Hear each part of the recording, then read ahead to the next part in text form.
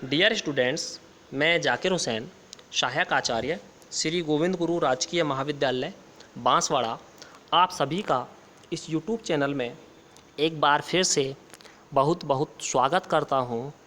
आज मैं आप सभी के सामने अपने पाठ्यक्रम में शामिल एक महत्वपूर्ण प्रकरण सामाजिक अनुसंधान का महत्व को आपको समझाने के लिए हाजिर हुआ हूं। आशा करता हूं कि आप इसे समझ पाएंगे और यदि आपकी कोई समस्या हो या कोई बात आपके समझ में ना आए तो आप कमेंट्स बॉक्स में लिखना ना भूलें। तो हम पढ़ेंगे आज सामाजिक अनुसंधान का महत्व। सामाजिक अनुसंधान के महत्व को समझने से पहले हमें सामाजिक अनुसंधान की परिभाषा को जानना होगा।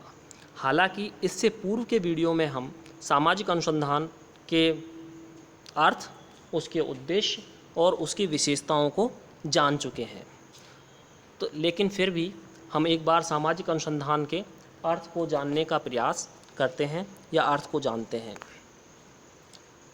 सामाजिक अनुसंधान खोज की एक ऐसी विधि है जिसमें सामाजिक जीवन, समस्या या घटना के संबंध में वैज्ञानिक विधि का प्रयोग करते हुए सामाजिक यथार्थ को समझने का प्रयास किया जाता है। कुछ समझ में आया? हालांकि मैं पहले समझा चुका हूँ, लेकिन फिर एक बार हम समझें कि सामाजिक अनुसंधान क्या है। एक विधि है खोज करने की, और इस विधि में हम किसका प्रयोग करते हैं? वैज्ञानिक विधि का। और किसे समझने का प्रयास करते हैं? सामाजिक यथार्थ को, यानी सामाजिक की जो वास्तविकता है, समाज की जो वास्तविकता है, उन वास्तविकता को समझने का प्रयास करते हैं हम सामाजिक जीवन, समस्या और घटना के बारे में। अब हम देखें सामाजिक अनुसंधान का महत्व। तो सामाजिक अनुसंधान के महत्व को हम निम्नलिखित बिंदुओं के माध्यम से व्यक्त कर सकते हैं। यानी सामाजिक अनुसंधान के क्या क्या महत्व हैं या सामाजिक अनुसंधान की क्या उपयोगिता है, उसे हम निम्नलिखित बिंदुओं के माध्यम से व्यक्त कर सकते हैं। सबसे पहले हम देखें अज्ञानता को दूर करने में सहायक। कहने का तात्पर्य यह है, सामाजिक अनुसंधान हमारी जो अज्ञानता है, हम में जो अज्ञानता ग्रह कर गई है, उस अज्ञानता को दूर करने में हमारी सहायता करता है। इसके बाद आए हम फिर देखें नवीन ज्ञान की प्राप्ति में सहायक, यानी नया ज्ञान हम सामाजिक अनुसंधान के माध्यम से प्राप्त कर सकते हैं जिसे हम पहले से नहीं जानते। ठीक है। इसके बाद देखें सामाजिक समस्याओं को हल करने में सहायक, कल्याण कार्यों में सहायक, सामाजिक नियंत्रण में सहायक, प्रशासन एवं समाज सुधार में उपयोगी, भविष्यवाणी करने में सहायक, और सामाजिक अनुसंधान का सैद्धांतिक महत्व भी है, यानी सिद्धांतों का निर्माण भी हम सामाजिक अनुसंधान के माध्यम से करते हैं। अब हम इन सभी महत्वों के जो पॉइंट्स हैं, जो बिंदु हैं, इन बिंदुओं को एक एक कर समझने का प्रयास करते हैं। तो सबसे पहले हम देखें अज्ञानता को दूर करने में सहायक। जैसा कि हम जानते हैं कि अज्ञानता अनेक समस्याओं की जननी है। किसी चीज़ के बारे में हम नहीं जानते तो उसमें महत्वपूर्ण रोल अज्ञानता का होता है, और इस अज्ञानता के कारण अंधविश्वासों में वृद्धि हुई है, और अशिक्षा ने भी अज्ञानता को बढ़ावा दिया है। यानी अज्ञानता को किसने बढ़ावा दिया है? अशिक्षा ने। यानी शिक्षित व्यक्ति उतना अज्ञान नहीं होता किसी चीज़ के बारे में जितना कि अशिक्षित व्यक्ति होता है। आज भाषावाद, जातिवाद, सांप्रदायिकता आदि राष्ट्रीय एकीकरण के मार्ग में बहुत बड़ी बाधाएं हैं। ये सभी ऐसी कट्टरताएं हैं जो व्यक्ति की मानसिकता को ब्रॉड ना करके उसको संकुचित करता है, व्यक्ति को नैरो माइंडेड बनाता है, और इन बाधाओं के कारण हमारा जो राष्ट्रीय एकीकरण है, हमारे जो राष्ट्र का विकास है, उसमें कहीं ना कहीं बाधा उत्पन्न हुई है। इन सभी से हम तभी छुटकारा पा सकते हैं जब सामाजिक अनुसंधान के माध्यम से इन अज्ञानताओं को दूर किया जाए। अज्ञानता को दूर करके ही हम सामाजिक अनुसंधान, अज्ञानता को दूर करके ही हम देश के विकास में अपना योगदान दे सकते हैं। जब तक हम अज्ञान रहेंगे, हमारे देश का विकास, हमारे खुद का विकास, हमारे समाज का विकास बिल्कुल भी नहीं हो सकता। इसके बाद देखें नवीन ज्ञान की प्राप्ति में सहायक। अनुसंधान के माध्यम से हमें नवीन ज्ञान की प्राप्ति होती है, यानी नया ज्ञान हमें प्राप्त होता है। किसके माध्यम से? अनुसंधान के माध्यम से। हमारा जो पुराना ज्ञान है वह ज्ञान भी परिमार्जित होता है, यानी उसमें परिमार्जन आता है, उसमें नयापन आता है, वह जो प्रासंगिकता है आज के दौर में, उस बात का भी पता चलता है कि हमारा ज्ञान प्रासंगिक है या नहीं।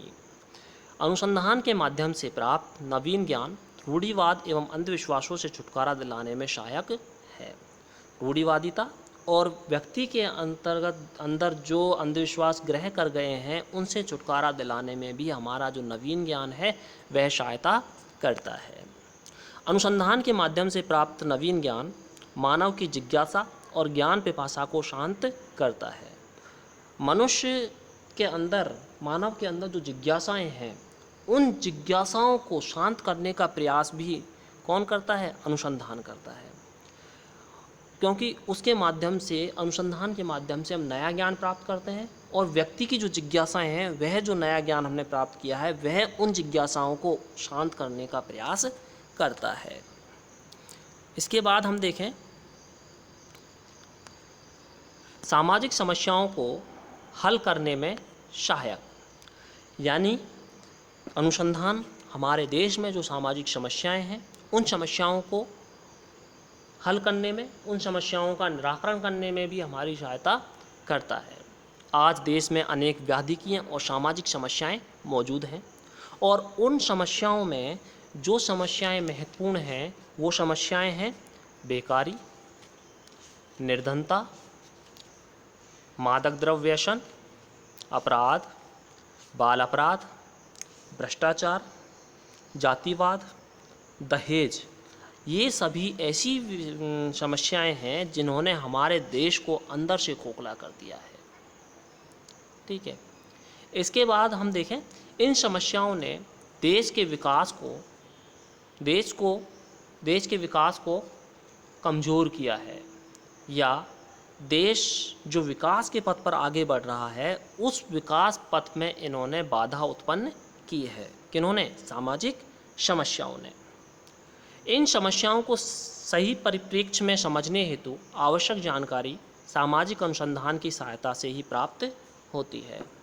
कहने का तात्पर्य यह है कि जो सामाजिक समस्याएं हमने अभी पढ़ी, इन सामाजिक समस्याओं के बारे में आवश्यक जानकारी सामाजिक अनुसंधान के माध्यम से प्राप्त होती है कि इन समस्याओं के कारण क्या हैं, उन समस्याओं से कौन लोग पीड़ित हैं और उन समस्याओं के माध्यम से हम किस प्रकार से, या उन समस्याओं के क्या परिणाम हैं और उन परिणामों को या उन समस्याओं के कारणों को हम किस प्रकार से ख़त्म कर सकते हैं और ख़त्म करके अपने देश के विकास में अपना योगदान दे सकते हैं।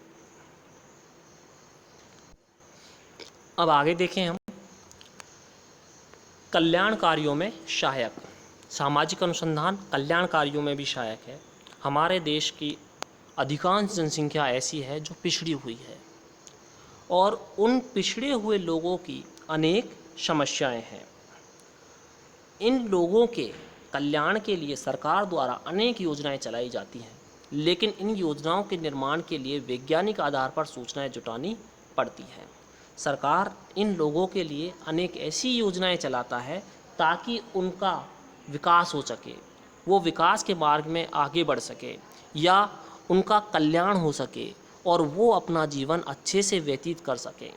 इनके लिए भी सरकार ने अनेक योजनाएं चलाई हैं, लेकिन योजनाएं क्या पिछड़े हुए लोगों तक पहुंच रही हैं या उन लोगों तक उन योजनाओं का लाभ पहुंच रहा है या नहीं, इसके लिए भी हमें कुछ सूचनाएं जुटानी पड़ती हैं और इन सूचनाओं का एकत्रीकरण करने के लिए हमें सामाजिक अनुसंधान का सहारा लेना पड़ता है। यानी कि सामाजिक अनुसंधान के माध्यम से ही हम पिछड़े लोगों की समस्याओं और उनके लिए हम क्या कर सकते हैं, इस बात की जानकारी प्राप्त कर सकते हैं।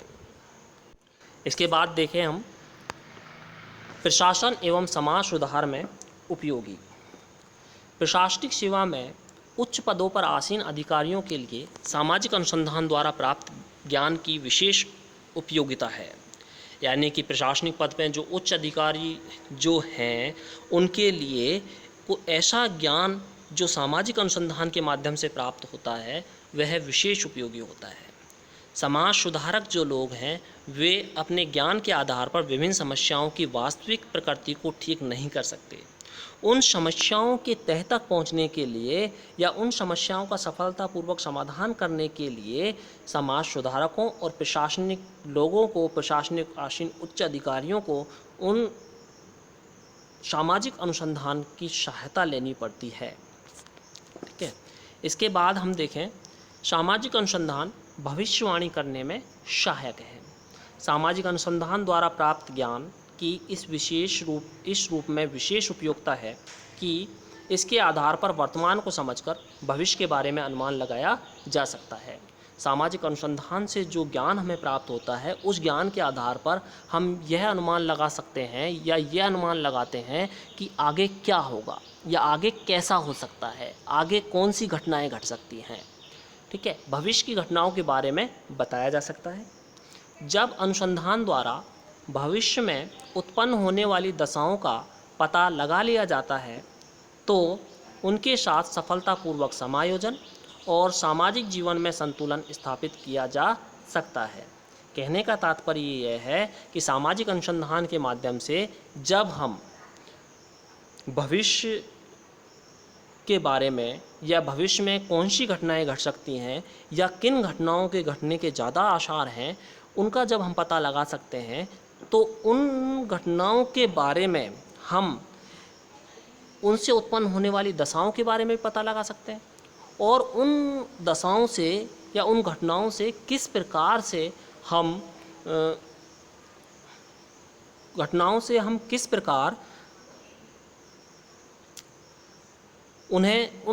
किस प्रकार हम बच सकते हैं या उन घटनाओं से किस प्रकार हम समायोजन कर सकते हैं। इस बात का पता भी हम सामाजिक अनुसंधान के माध्यम से लगा सकते हैं या सामाजिक अनुसंधान के माध्यम से कर सकते हैं।